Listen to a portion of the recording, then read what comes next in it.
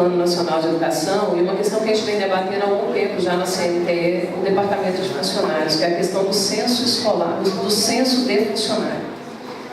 E a gente vem fazendo todo um debate, e essa questão do censo, nós precisamos, é um diagnóstico que a gente precisa fazer até para o processo de intervenção em relação à questão da formação para esses profissionais.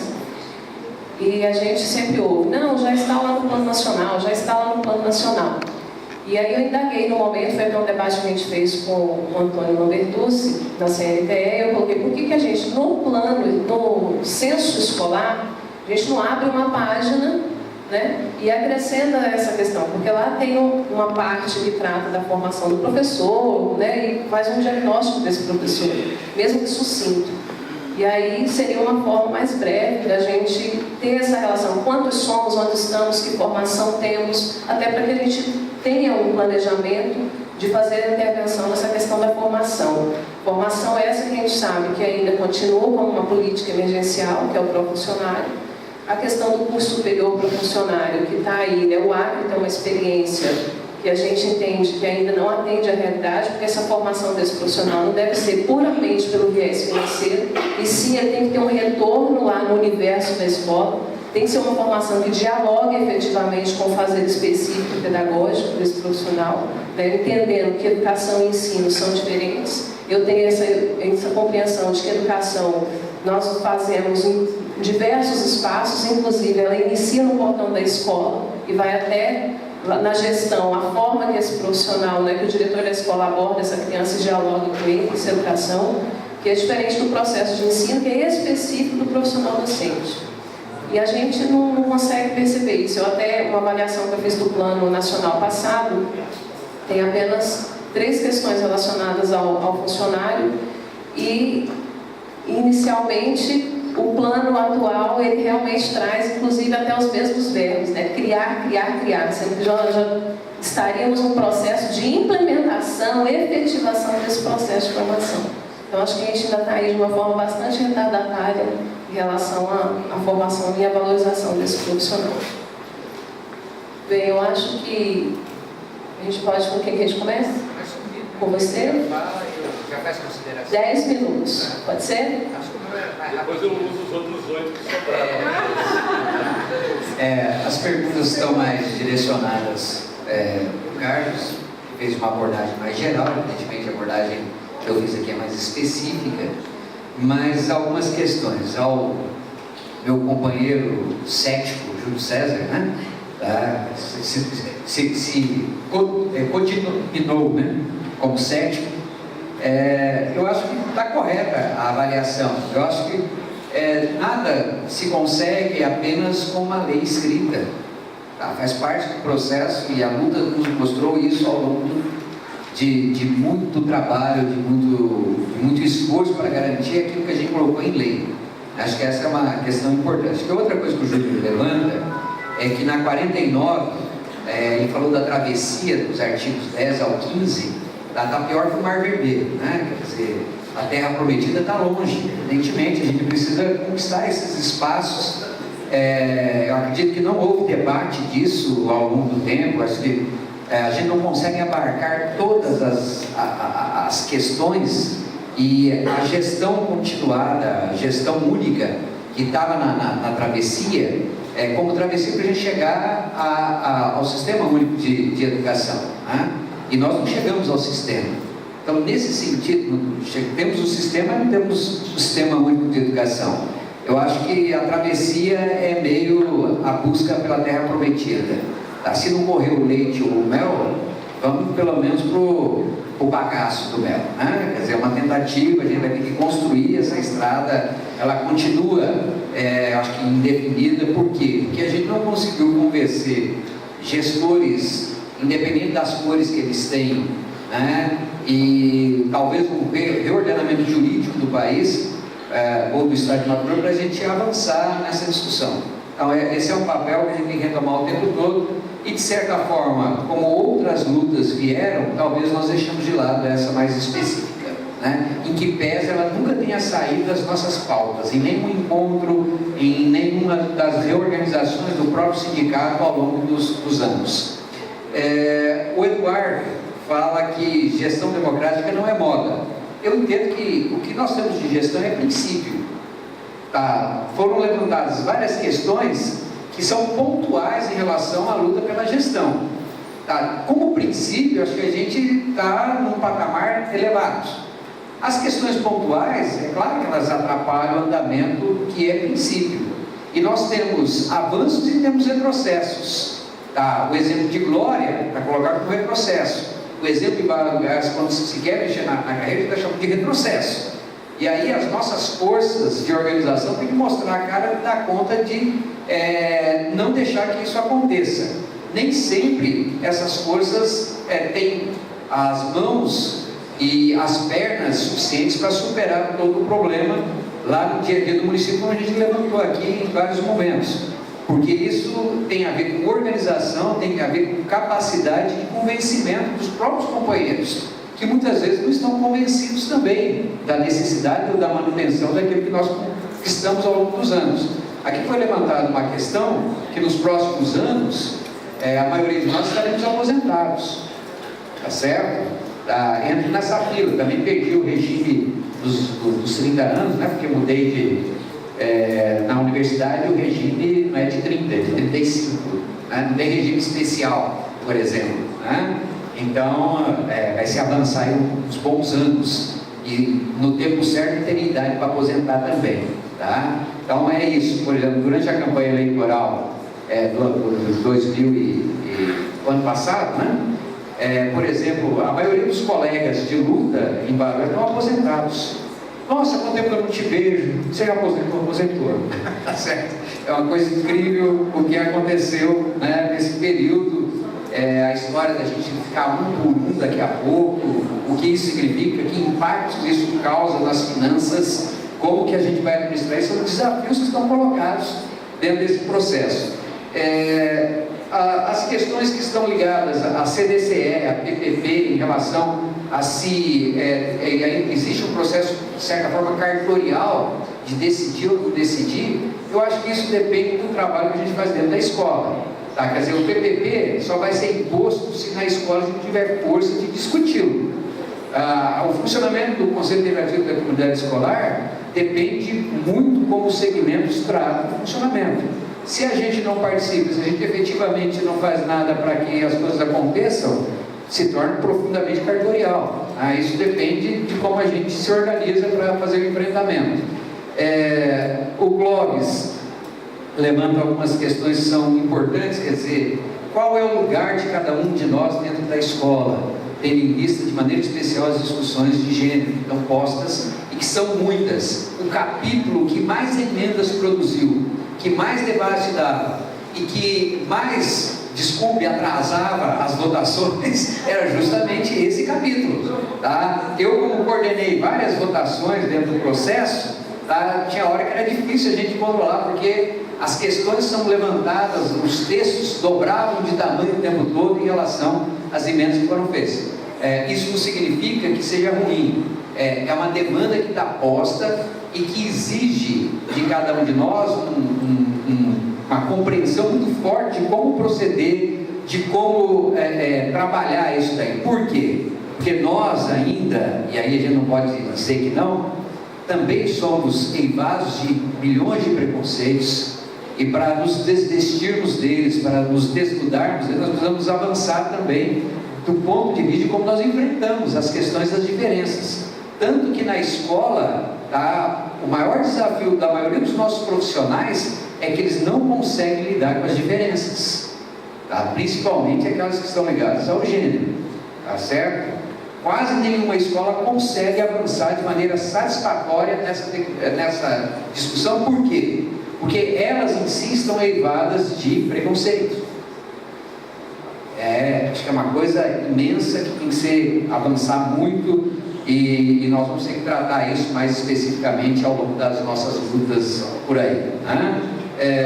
Evidentemente, com o Henrique levanta uma coisa muito séria: se a história dos 10% do PIB não vai virar apenas uma carta de intenção, como o plano nacional, se a gente não tiver a capacidade de articulação, vire apenas uma carta de intenção.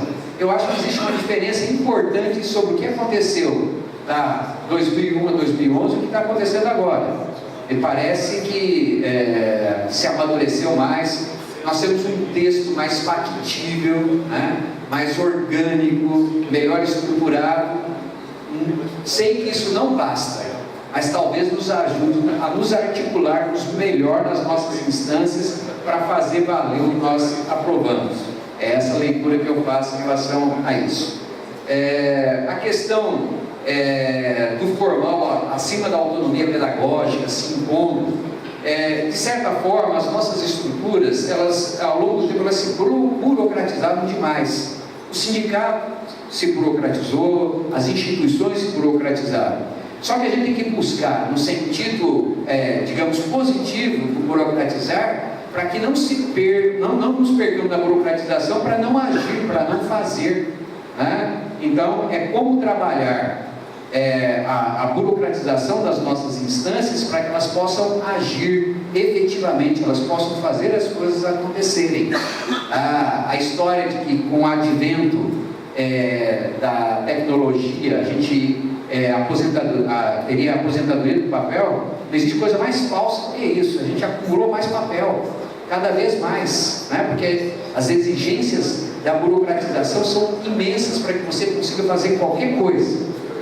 Tente viajar, tente ir para algum lugar aqui no sindicato, se você tiver uma autorização por escrito para garantir que você abasteça, que você viaje, que você possa prestar contas e assim por diante. Isso se dá como? Pelo papel, pela burocratização, para você ter capacidade de fiscalização de maneira geral. E o Valdeir, né, levanta várias questões aqui. De novo, eu apelo para a ideia que nós temos do ponto de vista de política, de como pontualmente algumas políticas acabam não acontecendo. Mais educação está acontecendo, entenda, tá? O que significa isso na prática?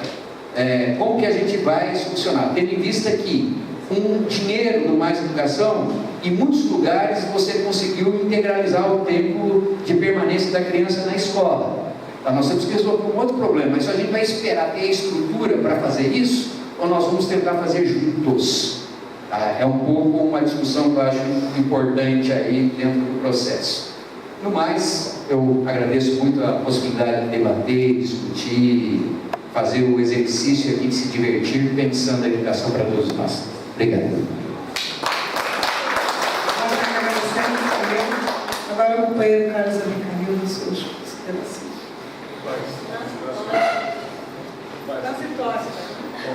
O Kiko deixou 2 salmos que eu vou usar. 8 minutos da primeira rodada, mais um dessa. Não vou dispensar o tempo dos 10 minutos, me perdoe falar aqui, porque eu fico mais à vontade para a gente poder vê-los e vê-las fora do foco, do farol, do nosso rosto aí. O preâmbulo é o seguinte: eu tinha 109 slides, parei nos 52. Portanto, estarão aí disponíveis, porque diversos dos temas abordados no debate, naturalmente, têm conteúdos sistematizados lá, e eu acho que é uma forma importante de disseminação de pontos levantados do nosso patrimônio, o patrimônio que nós construímos coletivamente. E aí, Júlio, eu fico rigorosamente emocionado quando o título de mestre é colocado como uma conquista coletiva, e isso foi o preâmbulo, inclusive, da minha dissertação na Universidade de Brasília. Durante todos os 8 anos que exerci o mandato, esse era o preâmbulo das minhas intervenções e da justificação dos projetos de lei, alguns dos quais ainda estão pendentes de deliberação, entre eles o das diretrizes nacionais de carreira, que nessa legislatura não deram nenhum passo, e na legislatura anterior venceu a segunda comissão, ainda faltavam mais 2. Por que eu estou colocando esses preâmbulos aqui? Porque esse patrimônio coletivo cada vez mais tem sido usado como referência, como dizia Josetti, não apenas na constatação da pesquisa acadêmica, pelo que nós temos de abertura dos mares de todas as cores, inclusive o Mar Vermelho, que é possível de tempos em tempos atravessá-lo até enxuto, mas também em muitos tempos muita gente morre afogada na travessia. Então a travessia é uma travessia que tem gente que vai adiante, enfrentando os primeiros desafios e adversidades, e gente que vem depois. E também na travessia há quem mesmo com a expectativa de leite e mel, como dizia aqui o Kiko, sente saudade das cebolas da escravidão do Egito. E nós vivemos essa travessia. Acho que o diagnóstico que vocês fizeram na direção da última greve, sobre qual é a percepção que particularmente os nossos companheiros mais recentemente ingressados profissionalmente na categoria têm sobre esses temas, é perfeito. E deu para ver o distanciamento radical entre o que nós caminhamos no universo escolar e do exercício profissional e o que não se encaminhou nos ambientes de formação profissional, inclusive nas universidades, entre elas as públicas, do ponto de vista dessa temática que está dita aqui. Isso significa que conquistar o conceito que recuperava a Gelda aqui, que está no artigo 1º da LDP, o que é educação para além do ensino, efetivamente aquilo que nós afirmamos ao longo de todas as nossas lutas, que nossa mobilização é extremadamente pedagógica, ela é democrática e ela forma conceitos e transforma situações. Muitas vezes esse exercício cotidiano de pressão é o que faz as coisas mudarem. Então, entrando agora um pouquinho nas questões apontadas pontualmente. Primeiro, em relação ao feliz ceticismo que o Júlio apresenta, porque o ceticismo dele tem primeiro cogito. Eu não sou cético em relação ao próprio destino. Né?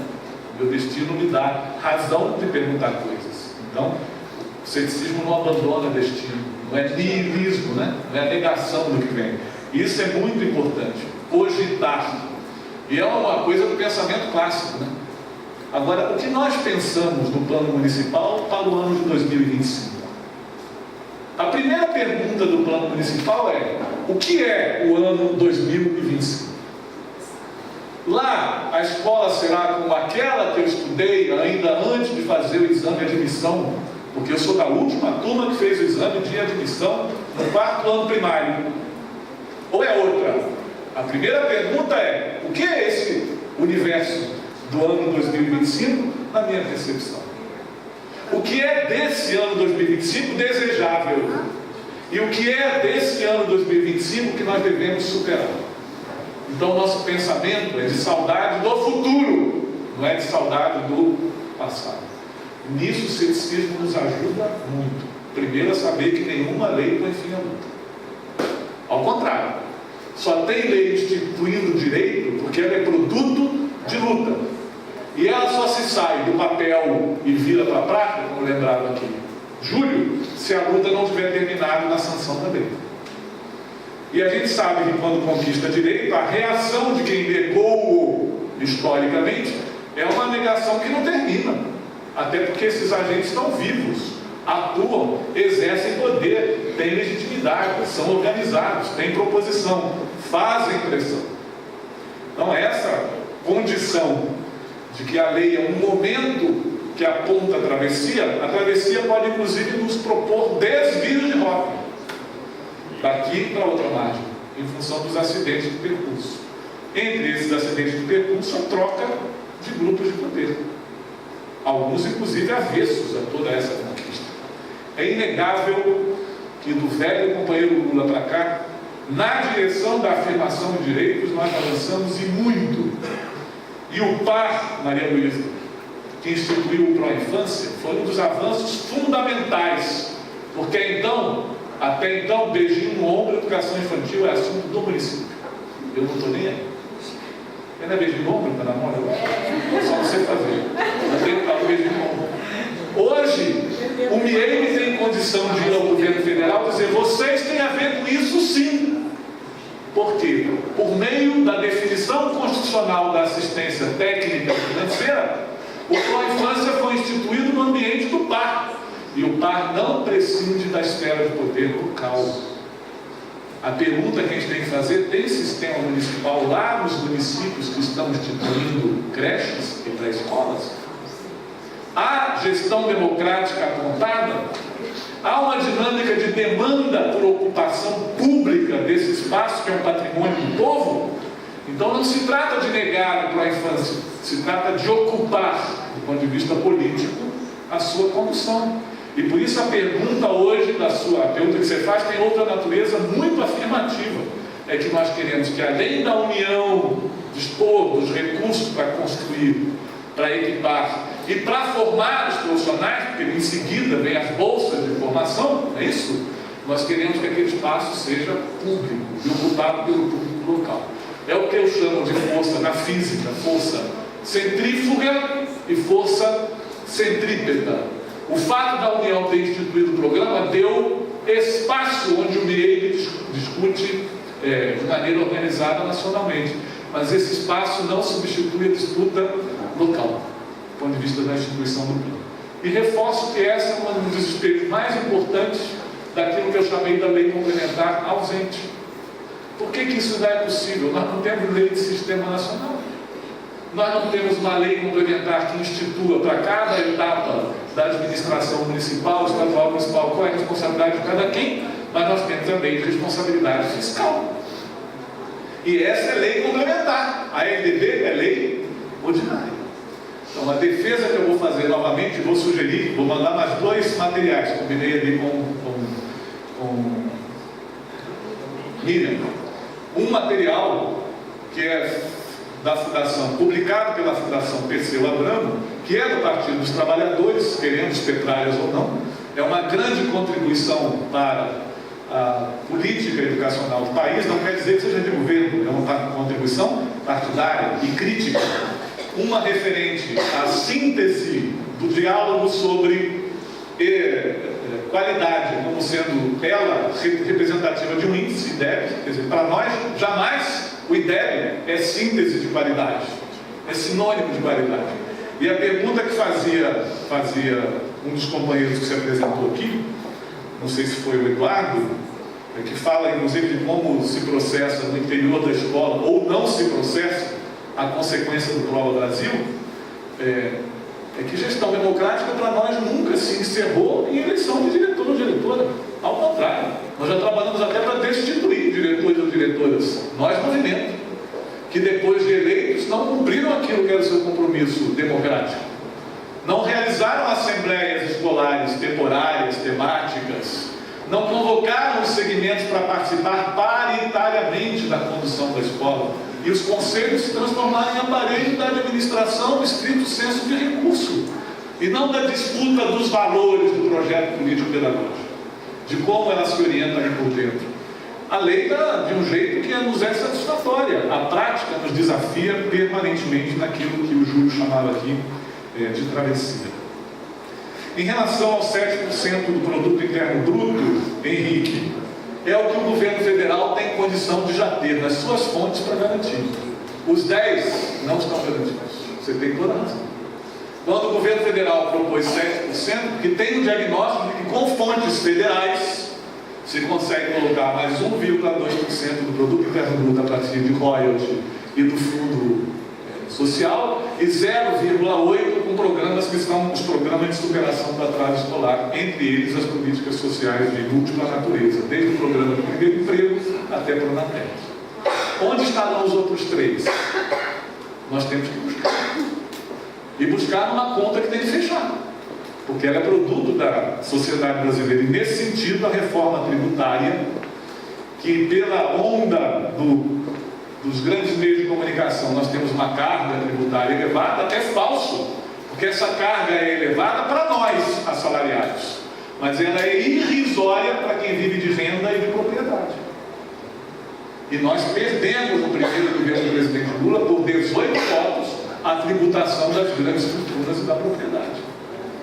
Nós ouvimos alguém questionar o valor do ITR, Imposto Territorial Rural, que é 0,4% do valor venal das propriedades.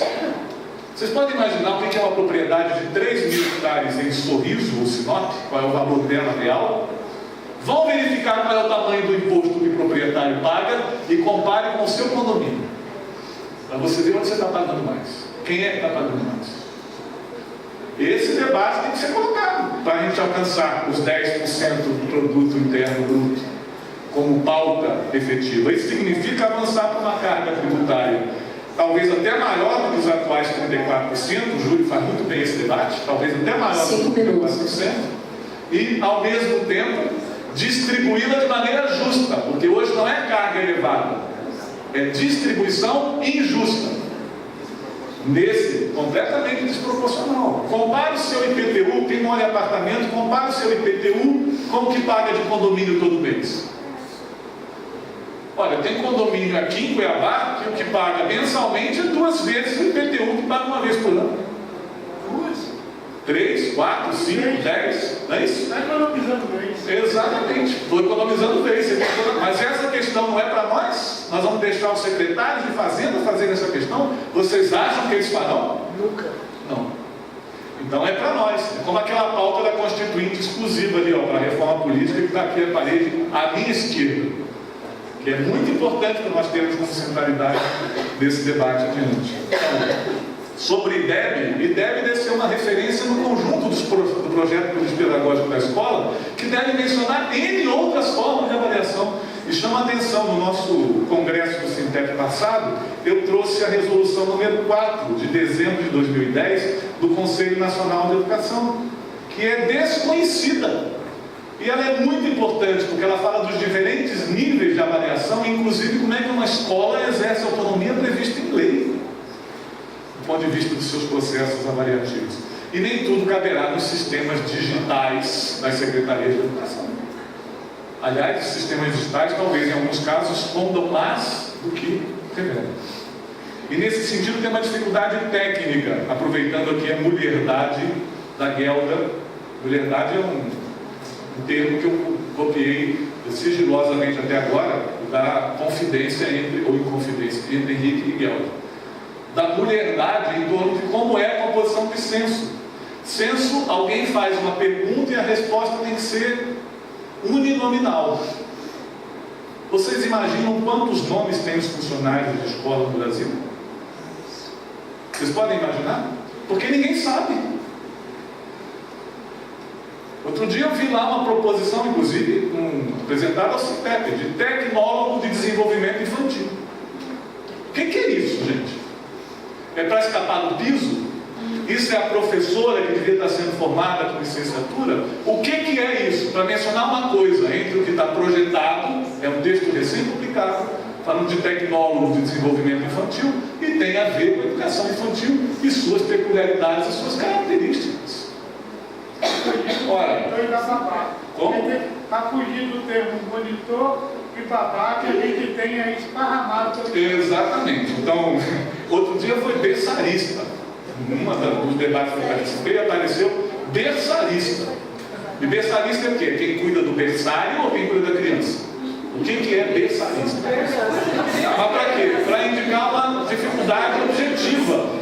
E por isso, companheiros e companheiras, batalhar para ter as diretrizes nacionais de carreira em lei e não em resolução dos conselhos é fundamental, é essencial.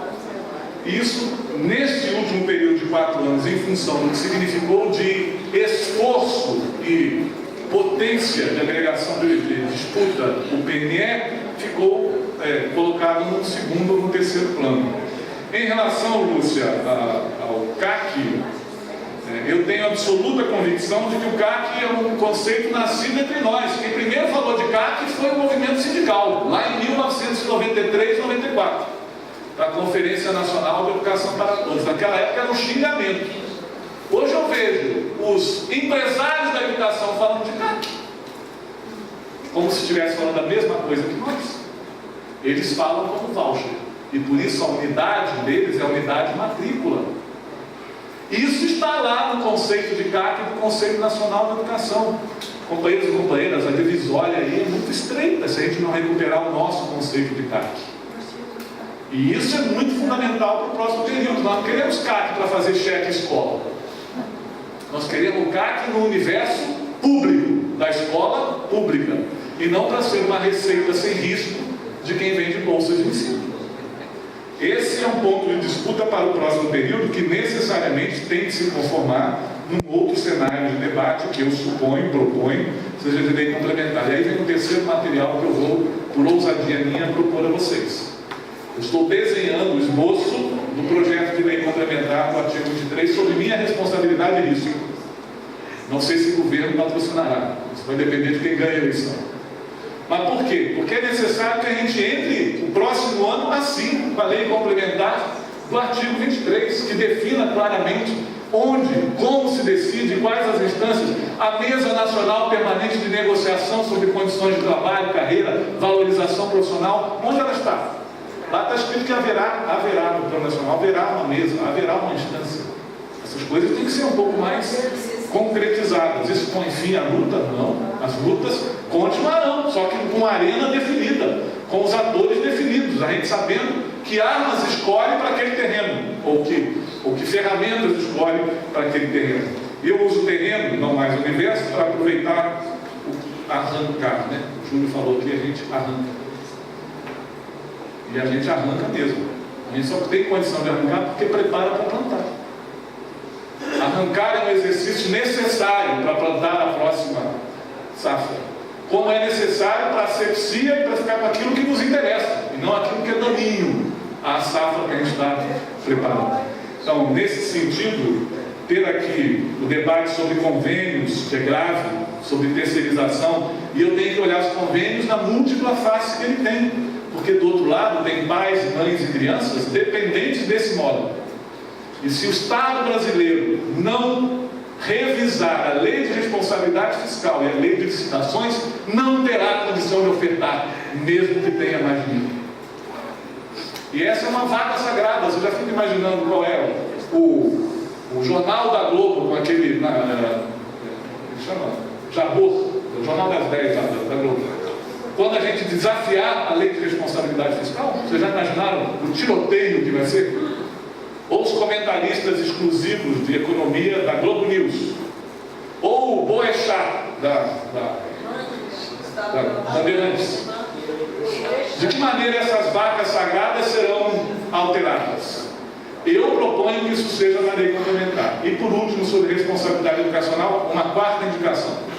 Preparei ainda como secretário da SASE um parecer para a bancada do meu partido dos trabalhadores contra o conjunto de leis que estava colocado no debate lá. Porque para mim, a única que tem necessidade é a que o Lula encaminhou, que é a que dá atribuições ao Ministério Público. O resto que está lá, ou já foi transformado na lei do Estatuto da Criança e do Adolescente, ou já está presente na lei do ficha limpa, a chamada lei do ficha limpa, ou já está na lei das inelegibilidades. O que não está? A avaliação do desempenho profissional, um bônus ou castigo. O que não está? Cassação do registro ou exame nacional de certificação temporário. É nisso que querem chegar, quando estão falando de expectativa de aprendizagem. Ou do currículo de grade. A editora Abril publica um livro de ensino médio de filosofia, lá está a lista do que precisa ser conhecido. Quem não conhecer, na prova. Conhecer significa preencher a prova. É isso que nós desejamos? Então, esses temas estão no debate permanente. Haverá, portanto, coisas que pegam e coisas que não pegam desse Plano Nacional de Educação. E nós vamos disputar aquelas que nós queremos que peguem. E aí tem coisa que a gente vai ter que arrancar mesmo. Por último, até o final desse ano, depois da sanção da lei, eu já fiz um compromisso com executivos aqui com vocês, eu vou fazer um comparativo entre o texto que nós tínhamos para votar em setembro de 2011, na Câmara dos Deputados, e o texto que vai para o plenário de segunda-feira. Para vocês verem nesse percurso de 3 anos, quem é que levou mais no debate do PNE. Quais foram as forças que levaram maior condição de regimentar proposições lá no PNE. E aí a gente vai poder mapear aquilo que a gente arranca e aquilo que a gente sustenta. Portanto, desejo que muita coisa desse PNE não pegue. E desejo que outras sejam modificadas nesse próximo período. Para que essa modificação possa ocorrer no próximo período, efetivamente, nós temos de percorrer aquilo que nos falta ainda como movimento coletivo, que eu não sei prever agora. Voltando ao ano de 2025. Nós vamos nos encontrar lá com certeza. E eu estarei feliz porque soubemos arrancar aquilo que é perverso e semear aquilo que é gostoso, saboroso, prazeroso de viver. Não dispensará nossa presença nem nosso trabalho. Um grande abraço, obrigado pela atenção e aproveitei acho que os 9 minutos que eu tinha deixado.